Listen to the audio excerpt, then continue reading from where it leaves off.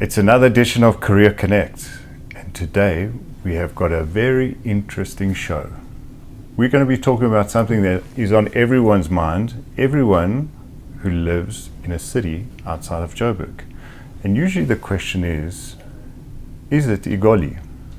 Is it the city of gold? Is that where my opportunity is? And if I come from a small town, or if I come from the coast, should I relocate? And I'm very lucky to have two wonderful guests today in the show. And we've got two guests from the same company. This is a first. So I'd like to welcome Belinda and Onela.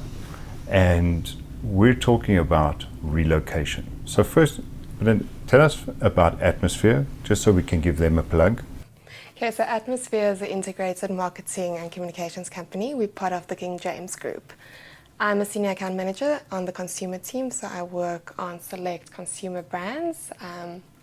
Onela is one of our interns, and this intern program is something that I head up. So it's one of the internal portfolios that each senior has to run, and I've got the privilege of working with interns and getting the right people working with us and making them ready for the job world. Brilliant. So we're going to come back to the intern program. Onela, tell us about your story. So I'm the girl from the small town city of East London. I relocated to Joburg this year in January. Yeah, it was very scary, but here I am. It's not so bad. So What made you make the move? I've always actually wanted to come to Joburg, like you said, the city of gold. So I wanted to come get that money. Yeah. Wow. Right on it. Yeah. Used to be the city of gold, now it's the city of money, and maybe in the future it's going to be the city of Bitcoin. But tell me what it was like being back home and thinking, I'm going to the big city. What goes through your mind? All the crime. Like, I know Joburg is known as the capital city with crime in South Africa. Gangster's paradise. So all I could think about was all those hijackings that I read about. But yeah, I was pretty scared because I don't really know anyone here. But here I am, and it's not so bad. And what about your expectations from the company? First of all, how did you get to Atmosphere? A friend of mine, shout out to Eza, she told me about the company because her aunt also runs a communications company. So she sent me the information on Launchpad, and that's how I applied. Funny enough, I'd applied to a lot of companies, and Launchpad, this one I applied the day before it actually closed. And I was like, let me give it a try. I've never heard of this Atmosphere, but hey, now look, all the other ones, nothing. Atmosphere, yeah. Yeah.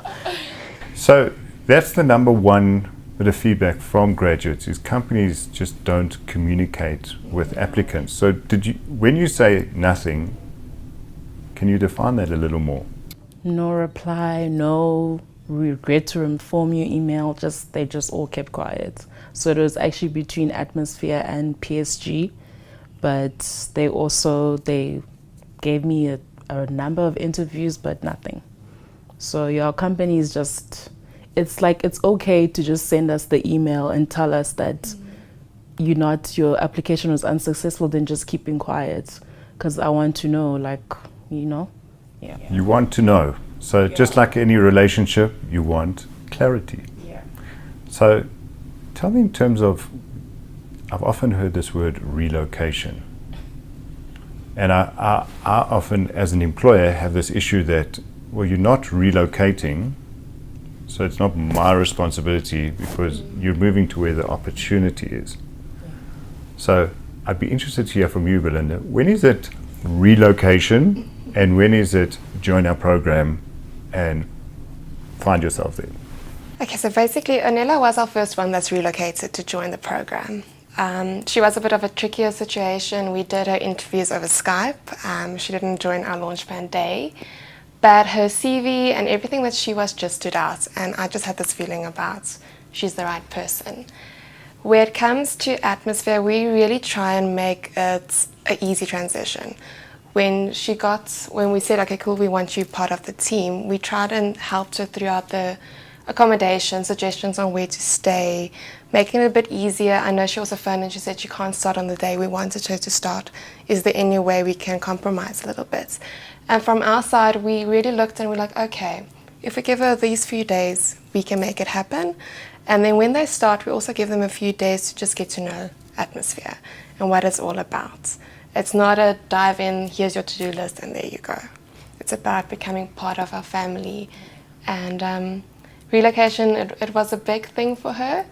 And I think she still has her moments, but I think, yeah, in the end, we merged well. Okay. From your side, what has it been like being in the big city? It's been fun, yeah. I mean, yeah, work is fun. Well, we have a bad word. So anyway, so no, it's been nice. I've met a lot of people who are very helpful. Like everyone at work is very helpful. So I don't feel like I'm an outsider. So it's been okay, yeah. And has it been as scary as you thought it would be? No, actually, not that bad. Except for, yeah, my team, but hey, yeah. So tell us about some of the challenging times you've had getting used to the working environment.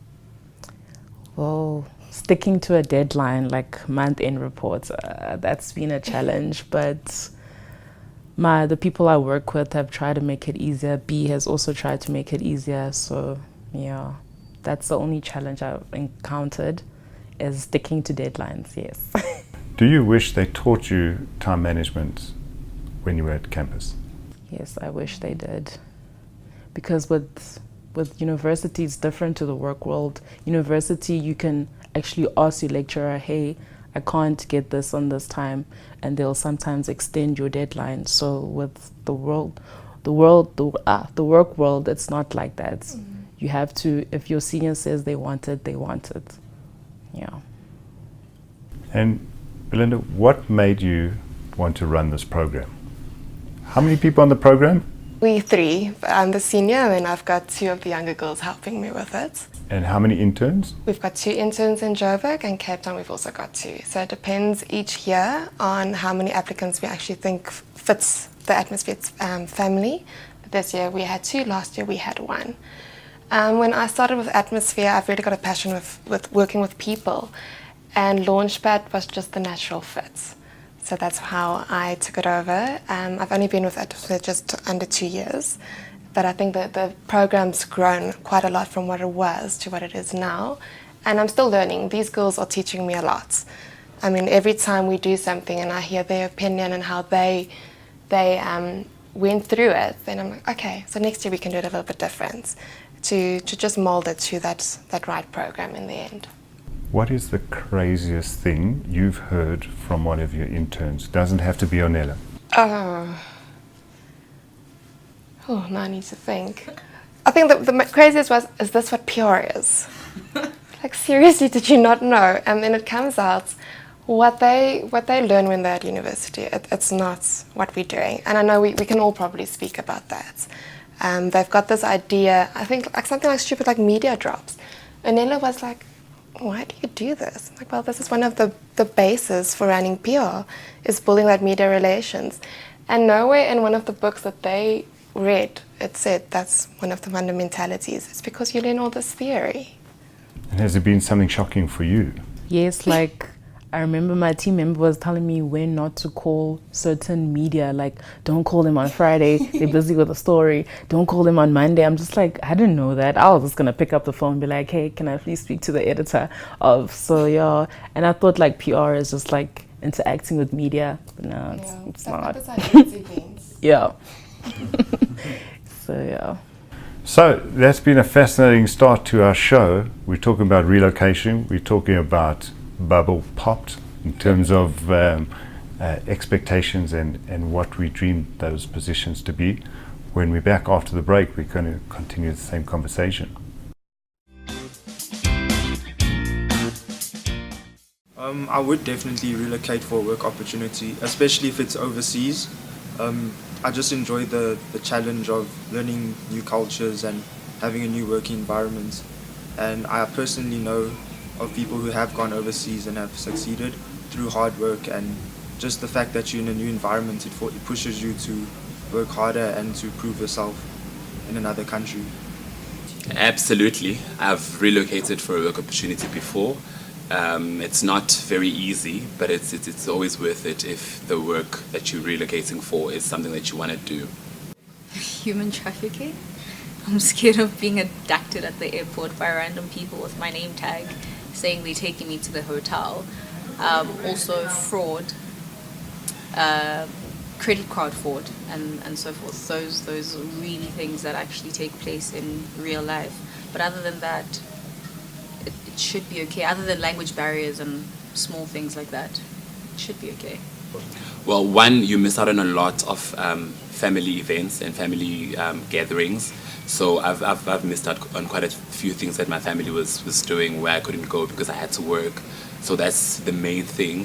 But also, you just never know what's going to happen when you get here. You move for work and it's not as you were promised on paper. So it's a bit of, a catch-22. But I'd still definitely do it over and over again if it's something I'm passionate about. I'd say the employer would have to help cater for accommodation and transport issues, because obviously I wouldn't be able to find my own accommodation and transport in that area because I'd be new to the country, and then also a decent pay that would help facilitate for my pensioning funds and just for investment purposes. It would have to be an offer that obviously can sustain the cost of living abroad, because living in South Africa and living abroad are two different things in terms of cost of living and the lifestyle itself. So it would have to be an offer that would be able to sustain all of that, not just cost of living in terms of rent and groceries and all of that, but also medical aid, medical insurance as they call it, that side. And tiny things like leisure. If I want to take trips and go sightseeing, I should be able to do that without feeling it in my pocket. I should also be able to send money home to my family and my siblings without feeling it in my pocket and still live a comfortable life that side. So wherever I'm going, whether it's an African country, whether it's the UK or America, I should be able to live comfortably. Like the life that I'm living here shouldn't be compromised on that side. So if it's a substantial offer, then that's okay. Well, first, would I be able to pay my rent when I move into the new city? Because that will be the main thing. I need to find a place to stay. So that would be one of the main things that I'll ask for. Secondly, would I be able to get around? Because I'm not from the city, so I don't have an uncle or a sister that I can call and ask to drive me to work. So I'll need to have like proper transportation and a place to stay and a great contract where I've got a lot of perks, because I've given up a lot on my family's time to be at that job. So it would have to be a really great contract for me to actually consider it. Welcome back from the break. I'm so excited about the second half because I think this is going to be juicy.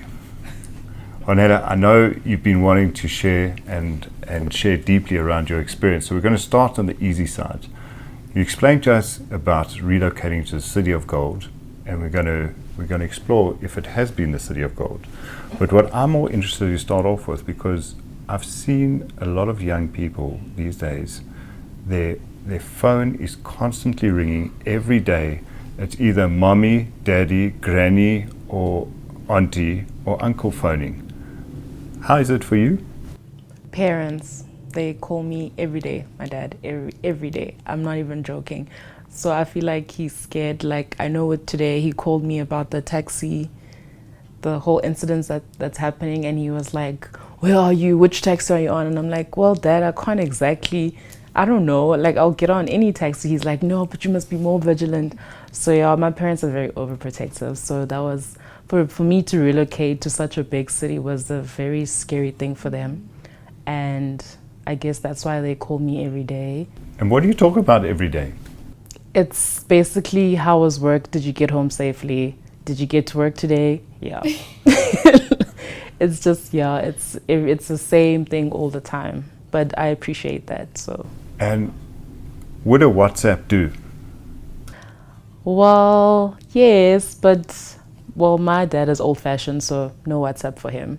So even if you sent an SMS, Dad, I'm back safe, had a great day. Still wants to hear my voice. Wow. Yeah. Old school. Yeah. So yeah, I think for them, I think they're more scared than me. So which is like, I'm here, not you guys. So yeah. And do you think this is similar for a lot of your peers that you see either in the company or people that you've met in town, that parents really want to stay close to their kids? Yeah, it is. Even with our fellow intern, I know her mother, she takes Ubers to and from work, so because her mother doesn't want her to use public transport, so yeah. Wow. I'm learning as we go along. Yeah. Belinda, what's your experience been like over the years with like dealing with parents? Oh my word.